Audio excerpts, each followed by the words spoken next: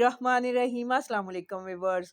आज की रेसिपी बहुत ही मज़े की बनने वाली है। बहुत ही मज़ेदार से आज बेसन भरे करेलों की रेसिपी आपके साथ शेयर करने वाली हूँ। ये करेले बनाना बहुत ही आसान है और ये बहुत ही मज़े के बनते हैं।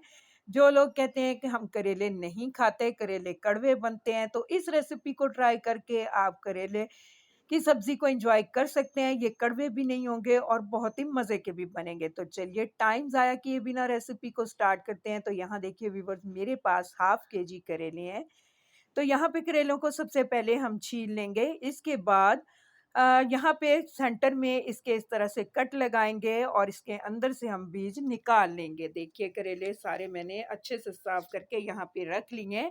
अब यहाँ पे हम नमक लेंगे। नमक को अच्छी तरह से सभी करेलों के ऊपर अप्लाई कर देना है। इनके अंदर-बाहिर अच्छी तरह से लगा लेने के बाद 1 से 2 घंटे के लिए आप करेलों को इसी तरह से छोड़ दीजिए।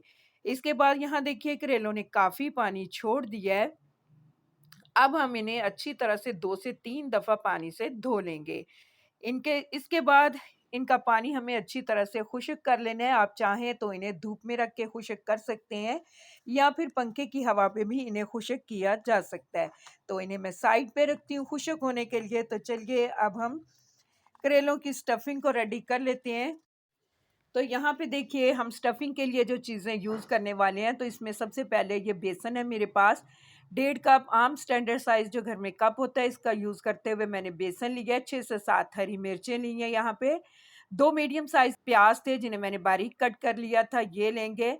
कटा हुआ धनिया यूज़ करेंगे। 2 मीडियम साइज़ के टमाटर हैं, इन्हें भी मैंने इनके बीज रिमूव करके कट करके रख लिया हुआ है। 1 टेबलस्पून अनारदाना था मेरे पास, जिसे मैंने बहुत ही अच्छी तरह से पीस के रख लिया हुआ है। तो जो स्पाइसेस मैं इनमें यूज़ करने वाली हूँ वो भी दिखाती हूँ आपको। तो यहाँ पे नमक यूज़ करेंगे अकॉर्डिंग टू टेस्ट। पिसा हुआ धनिया है मेरे पास यहाँ पे 1 टीस्पून मैंने ये लिया है। हाफ टी स्पून यहाँ पे साबुत धनिया भी यूज़ करेंगे। 1 टीस्पून यहाँ पे मैंने साबुत ज़ीरा लिया है और यहाँ पे हाफ टी स्पून मैं ज़ीरा पाउडर यूज़ करूँगी। 1 टीस्पून लाल मिर्च का पाउडर डालेंगे, थोड़ी-सी अजवाइन इसमें डालेंगे।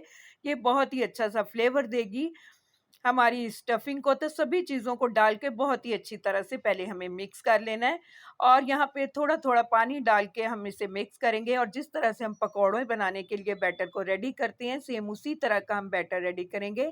ना ही ये बहुत ज़्यादा थिक होगा और ना ही ये बहुत ज़्यादा रनी फॉर्म में होगा कि करेलों के अंदर भरा ही ना जा सके। तो यहाँ पे देखिए इसकी थिकनेस इस तरह का बैटर होना चाहिए। तो बेसन का जो बैटर हमारा रेडी हो चुका है, इसे हम इस तरफ से साइड पे रखेंगे और तो जो बैटर हमने रेडी किया है वो इन करेलों के अंदर इस तरह से हम भर देंगे। इसके बाद अब हम इन्हें फ्राई करेंगे। तो फ्राई करने के लिए यहाँ पे मैंने इस तरह से सीधे पैंदे वाली कढ़ाई का इस्तेमाल किया है ताकि करेले अच्छे से इसमें सेट हो सकें। तो 1 कप भर के मैंने यहाँ पे ऑयल का डाल दिया है और इस तरह से 1 बाय 1 हम सभी करेले इसके अंदर डाल देंगे। करेले हमें स्लो फ्लेम पे फ्राई करने हैं। इस तरह से जब आप करेलों को फ्राई करते हैं तो करेले बहुत ही नरम से बनते हैं और स्लो फ्लेम पे बहुत ही अच्छे से फ्राई हो जाते हैं। टाइम थोड़ा ज़्यादा लगेगा लेकिन बहुत ही मज़े के इस तरह से ये करेले बनते हैं। आप चाहें तो इन्हें डीप फ्राई भी कर सकते हैं, लेकिन इस मेथड को यूज़ करके जब आप करेले बनाएँगे तो बहुत ही मज़े के बनेंगे। तो यहाँ पे हमारे करेले फ्राई हो रहे हैं, तो दूसरी साइड पे हम जो बेसन हमारा बच गया था, इस तरह से हम उसके पकौड़े रेडी कर लेंगे। तो यहाँ पे मैंने दूसरी कढ़ाई ली है, इसमें थोड़ा-सा ऑयल डाल दिया है और यहाँ पे बचे हुए बैटर के हम पकौड़े बना लेंगे। तो यहाँ देखिए व्यूअर्स, इस तरह से पकौड़े भी हमारे रेडी हो चुके हैं और जो करेले थे, वो भी उल्टे-पलटे हुए हमने इन्हें बहुत ही अच्छे से फ्राई कर लिया है। ये भी फ्राई हो चुके हैं, बहुत ज़्यादा डार्क कलर नहीं किया, बस हल्का-सा इसके ऊपर कलर आया, लेकिन ये बहुत ही अच्छे से फ्राई हुए हुए हैं। तो आप चाहें तो इन करेलों को इस तरह से पकौड़ों के साथ भी सर्व कर सकते हैं। लेकिन मैं इनके लिए एक और मसाला यहाँ पे रेडी करूँगी, इससे ये करेले और भी मज़े के बनेंगे और इनका टेस्ट मज़ीद बढ़ जाएगा। तो यहाँ पे देखिए मैंने वही तेल लिया है जिसमें करेले फ्राई किए थे। इसी के अंदर मैंने एक बड़े साइज़ की प्याज़ थी जिसे मैंने बहुत ही अच्छे से बारीक स्लाइसेस में कट किया हुआ था, ये डाल देंगे। इसके बाद यहाँ पे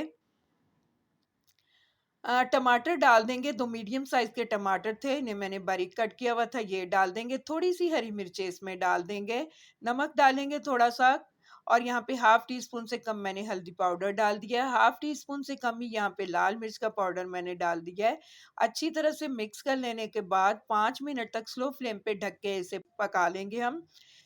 5 منٹ کے بعد یہاں پہ دیکھیے جو کریلے تھے وہ اور جو پکوڑے ہم نے ریڈی کیے تھے، پکوڑوں کو اچھی طرح سے ہم نے توڑ لیا، اس طرح سے دونوں چیزوں کو اس مسالے کے اندر مکس کر دیں گے اور تھوڑا سا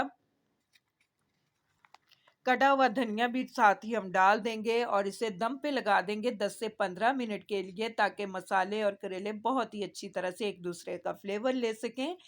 تو یہاں پہ دیکھیے ویورز، دم میں نے ہٹا دیا ہے، بہت ہی مزیدار اور فلیورفل سے ہمارے بیسن کے بھرواں کریلے ریڈی ٹو سرو ہے۔ امید کرتی ہوں آپ کو میری یہ سمپل سی بیسن کے بھرواں کریلوں کی ریسیپی پسند آئے گی۔ اگر آپ کو میری یہ ریسیپی اچھی لگے تو میری ریسیپی کے نیچے لائک کا بٹن دبائیے، اور اگر آپ میرے چینل پہ نئے ہیں تو کائنڈلی میرے چینل کو سبسکرائب کیجئے۔